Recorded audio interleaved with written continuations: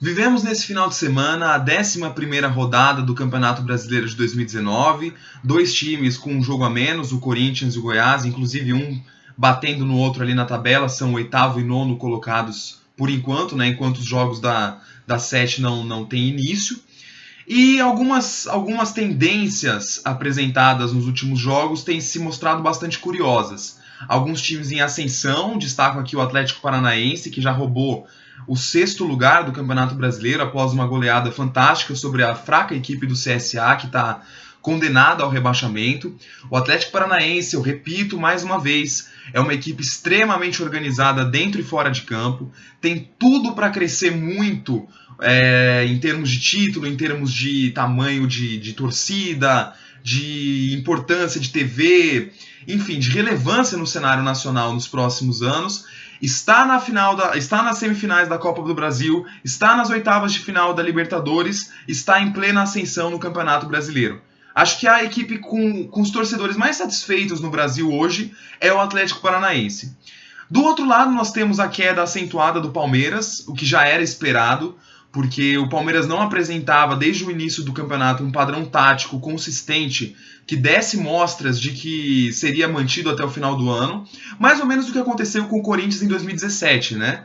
Faz bons jogos no início, tem uma reta inicial boa, depois de um período de descanso. No caso do Palmeiras, do Corinthians não, né? Mas no caso do Palmeiras teve um período de descanso antes do início do campeonato, porque não foi às finais do seu campeonato estadual. Então teve um período de treinamento a mais ali. Chega com gás para o Campeonato Brasileiro, faz um bom início de competição e depois cai.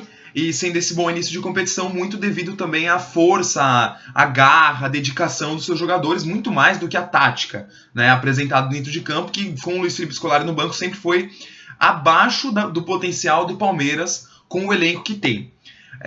Com o elenco que tem o Palmeiras, tinha que estar jogando muito melhor do que jogou em qualquer momento da carreira do Filipão nessa volta.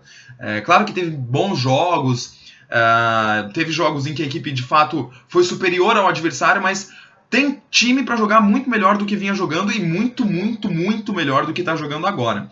Teve uma queda acentuada de desempenho defensivo, e esse desempenho ofensivo péssimo, com ligação direta, sem capacidade de triangulação.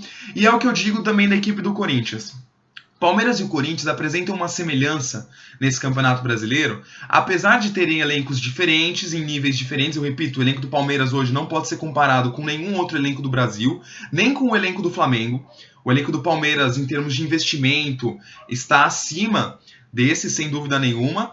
Mas eles têm uma característica semelhante, que é devido à filosofia de jogo de seus treinadores, que são treinadores prioritariamente defensivos, que apresentam enorme dificuldade para fazer os times jogarem do meio para frente, que de fato fazem os times tomarem poucos gols, são as duas melhores defesas do Campeonato Brasileiro, mas apresentam uma dificuldade assim estratosférica para fazer os times conseguirem trocar 2-3 passes. Corinthians e Palmeiras hoje são times que pensam com as pernas. São times que nitidamente, quando tá no meio do jogo, e você precisa dar aquela esfriada para tocar a bola, para começar a triangular, os times não conseguem fazer isso.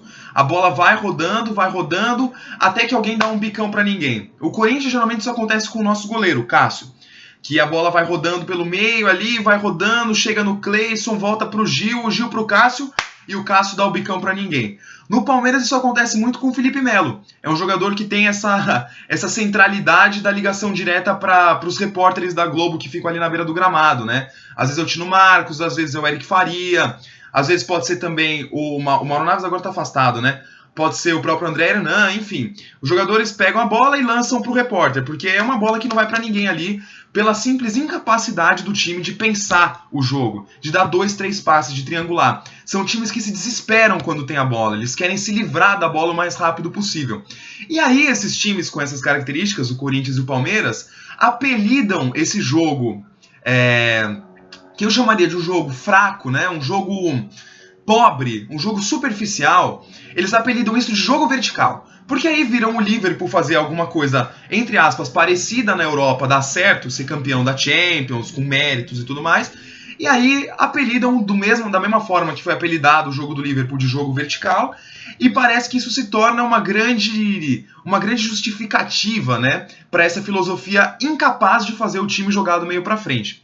Ou seja, em vez de você assumir que você não está conseguindo fazer o time render tecnicamente, taticamente do meio para frente, fazer transições, triangulações, criar chances claras de gol, Corinthians e Palmeiras criam chances raríssimas de gol, raríssimas.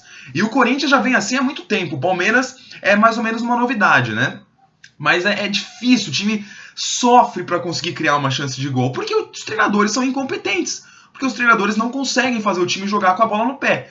Mas aí chamam isso de jogo vertical para aparecer para suas torcidas, como uma grande justificativa de que o time tem essa filosofia consciente, né? Os treinadores, no fundo, querem disfarçar, maquiar essa incompetência de fazer o time jogar por uma consciência de fazer o time não jogar, o que é impressionante.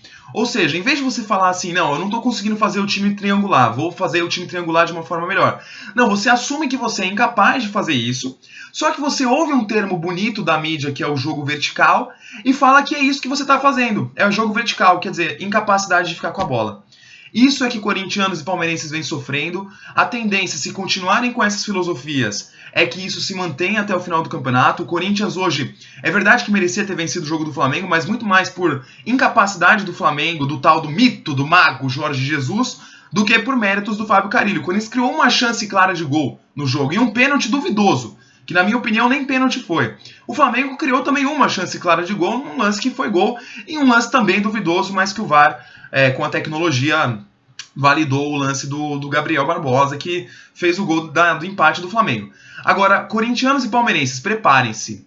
Vocês vão depender cada vez mais dos milagres de seus goleiros. O Corinthians depende dos milagres de Cássio e Walter há 3 anos. Desde que o Tite saiu do Corinthians em 2016, o Corinthians não joga futebol, joga o jogo vertical e depende todos os jogos dos milagres de seus goleiros. Quando eles não acontecem, o time vai pro buraco. Palmeirenses, se preparem.